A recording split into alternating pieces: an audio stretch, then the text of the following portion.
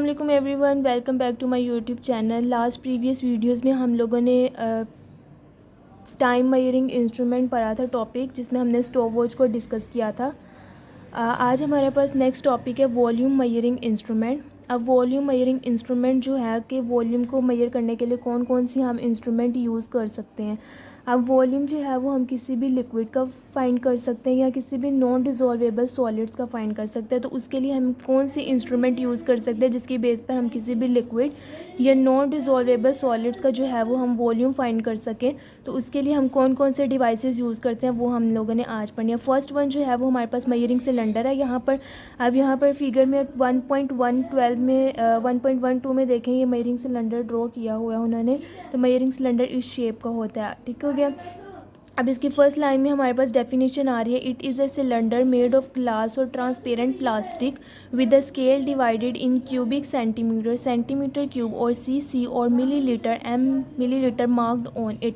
इसने लिखा हुआ है कि हमारे पास सिलेंडर होता है, ये ग्लास से मिलके बना होता है और ट्रांसपेरेंट प्लास्टिक का मतलब ये होता है कि इसके अंदर कोई भी अगर हमने लिक्विड ऐड किया, जैसे फॉर एग्जांपल अगर हम इसके अंदर मेजरिंग सिलेंडर के अंदर वाटर ऐड किया हुआ है तो वो हमारे पास हम बाहर से भी देख सकते हैं। उसके अंदर जो भी चीज़ हमने ऐड किया ट्रांसपेरेंट होता है, हम इजीली बाहर से जो अंदर चीज़ प्रेजेंट है इस सिलेंडर के अंदर वो हम देख सकते हैं। ट्रांसपेरेंट का मतलब ये होता है कि अंदर हम जो भी चीज़ प्रेजेंट है वो बाहर से हमें नज़र आ रही होती है कि अंदर क्या प्रेजेंट है। With a scale divided in cubic centimetre, और ये स्केल जो होता है वो हमारे पास क्यूबिक सेंटीमीटर में और मिलीलीटर, इसके दो यूनिट्स हैं वॉल्यूम के, सेंटीमीटर क्यूब और मिलीलीटर में इसमें रीडिंग भी होती है और सेंटीमीटर, लाइक यहाँ पे 10, 20, 30, 40 है तो ये सेंटीमीटर क्यूब में भी यहाँ पर मार्क हुआ होता है और मिलीलीटर में भी होता है। तो मेजरिंग सिलेंडर सेंटीमीटर क्यूब में भी रीडिंग दे रहा होता है और मिलीलीटर दोनों में दे रहा होता है और मार्क्ड ऑन इट, और उसके ऊपर मार्क्ड हुआ होता है जस्ट लाइक यहाँ पे 10, 20, 30, 40 लिखा हुआ है ना। उसके बाद लिखा हुआ है कि it is use to find the volume of liquid and non dissolvable solid. तो इसने लिखा हुआ है कि हमारे पास मेजरिंग सिलेंडर क्यों यूज़ करते हैं। फर्स्ट में यहाँ से हमारे पास डेफिनेशन आ जाएगी कि मेड ऑफ ग्लास और ट्रांसपेरेंट प्लास्टिक। उसके बाद यहाँ पे इट इज़ यूज, ये उसका यूज़ आ जाएगा कि हम मेजरिंग सिलेंडर को यूज़ क्यों करते हैं। हम किसी भी वॉल्यूम फाइंड करने के लिए, किसी भी लिक्विड और नॉन डिजोल्वेबल सॉलिड का वॉल्यूम फाइंड करने के लिए हम मेजरिंग सिलेंडर को यूज़ कर रहे होते हैं। लिक्विड का तो पता चल गया, लिक्विड कोई भी हम इसके अंदर यूज़ कर सकते हैं। वो मोस्टली जो होता है मेजरिंग सिलेंडर हम लैब्स वगैरह में यूज़ कर रहे होते हैं। इसके अंदर हम वॉल्यूम, किसी भी केमिकल का वॉल्यूम, किसी भी वाटर का वॉल्यूम, के कितना वॉल्यूम हमें रिक्वायर्ड है एक्सपेरिमेंट को परफॉर्म करने के लिए, तो इसीलिए हम यहाँ पर मेजरिंग सिलेंडर यूज़ कर रहे होते हैं वॉल्यूम को मेजर करने के लिए। हम नॉन डिजोल्वेबल सॉलिड का यहाँ पर मतलब ये है कि फॉर एग्जांपल यहाँ पर हमने वाटर ऐड किया था, वाटर का तो हम इजीली लाइक यहाँ पे फॉर एग्जांपल 20 तक हमने वाटर ऐड किया तो हम बता देंगे कि 20 मिलीलीटर या 20 सेंटीमीटर क्यूब हमने वाटर ऐड किया इसके अंदर। अब नॉन डिजोल्वेबल सॉलिड का मतलब ये होता है, फॉर एग्जांपल अगर मैं इस वाटर के अंदर सैंड यानी मिट्टी डाल दूँ तो मिट्टी जो होगी वो हमारे पास ऊपर तो नहीं रहती, मिट्टी तो नीचे बैठ जाती है ना बॉटम पे। तो जहाँ तक जितनी भी मैंने मिट्टी डाली होगी, जहाँ तक मिट्टी जो होगी यानी सैंड जो होगी वो रेज़ करेगी, उसका वॉल्यूम जहाँ तक रेज़ करेगा वहाँ से हम उसकी रीडिंग नोट करके कह देंगे कि नॉन डिजोल्वेबल सॉलिड जो है, जो पानी में डिज़ोल्व नहीं हुआ, उसका वॉल्यूम जो है वो यहाँ तक ये था। ठीक हो गया। इसके बेस पर हम मेजरिंग सिलेंडर से हम किसी भी नॉन डिज़ोल्वेबल सॉलिड, कोई भी सॉलिड जो वो हम किसी भी लिक्विड के अंदर डालें वो डिज़ोल्व ना हो, उसका वॉल्यूम और लिक्विड का वॉल्यूम जो है वो हम मेजरिंग सिलेंडर से फाइंड कर सकते हैं।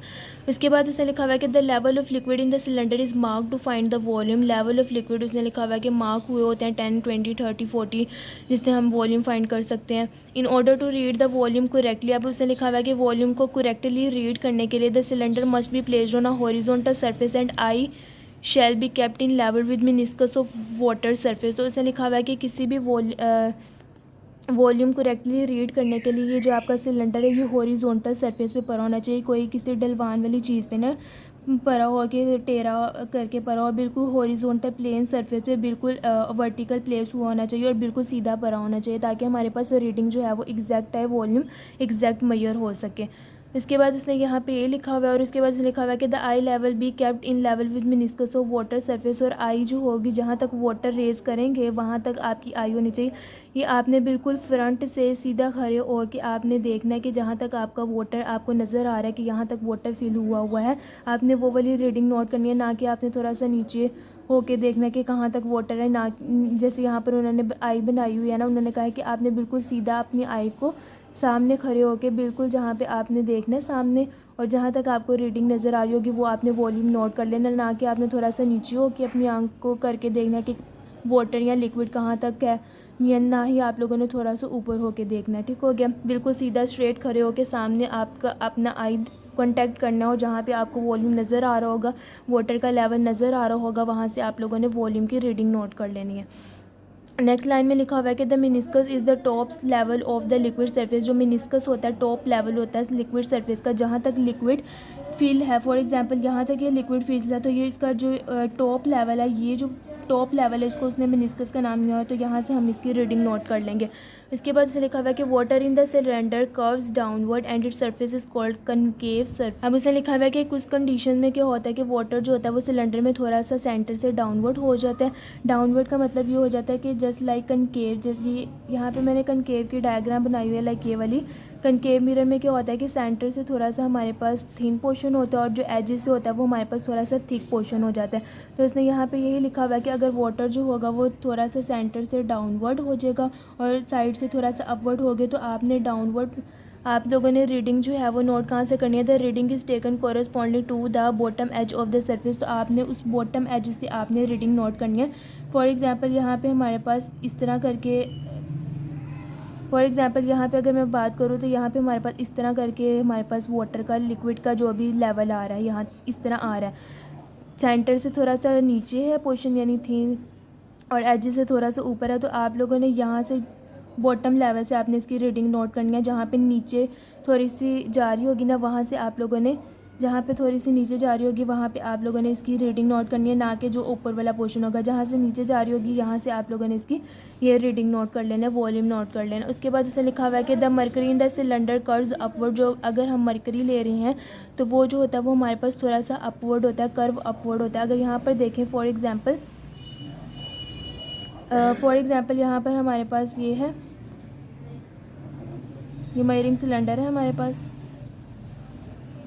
और यहाँ पे हमारे पास इस तरह करके पोर्शन आ रहा है, मतलब लिक्विड का पोर्शन आ रहा है। तो हमने ये जो अपवर्ड साइड पे जो अपवर्ड पोर्शन है ना, यहाँ पे ये वाली जो है, यहाँ पे हमने जो पोर्शन आ रहा होगा, यहाँ पे जो रीडिंग आ रही होगी ना वो हमने वॉल्यूम नोट करना। तो यहाँ पर उसने ये लिखा हुआ है कि the mercury in the cylinder curves upward.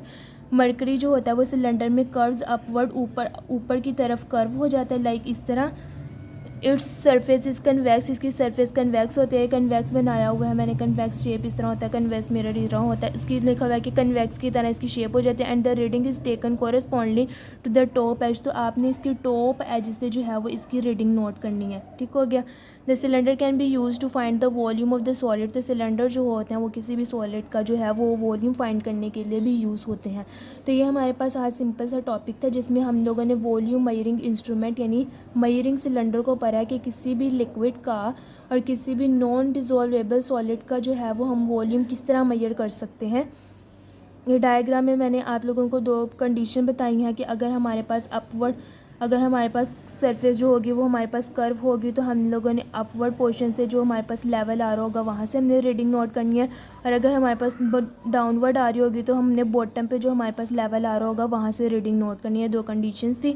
उसके बाद उसके बाद हमारे पास ये था कि आप लोगों ने बिल्कुल स्ट्रेट सिलेंडर को प्लेस करना है हॉरिजॉन्टल सरफेस पे, और बिल्कुल सामने से आपने अपना आई कॉन्टैक्ट करना है।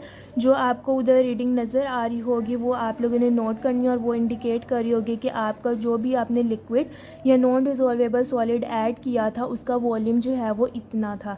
आप लोगों ने अपनी आई कॉन्टैक्ट को थोड़ा सा आपने टिल्ट होके आप लोगों ने अपने आप को थोड़ा सा टिल्ट होके नीचे करके अपनी आई लेवल से नहीं देखना, और ना ही आपने थोड़ा सा ऊपर होके आई लेवल करके किसी भी लिक्विड या नॉन डिसॉल्वेबल सॉलिड का वॉल्यूम नोट नहीं करना। बिल्कुल स्ट्रेट खड़े होकर सामने अपने आई कांटेक्ट करना है। सामने अपनी आई से जो भी आपको वॉल्यूम नज़र आएगा वो एग्जैक्ट या करेक्ट वे है किसी भी लिक्विड या नॉन डिसॉल्वेबल सॉलिड का वॉल्यूम, एग्जैक्ट वॉल्यूम फाइंड करने का मेथड। ठीक हो गया।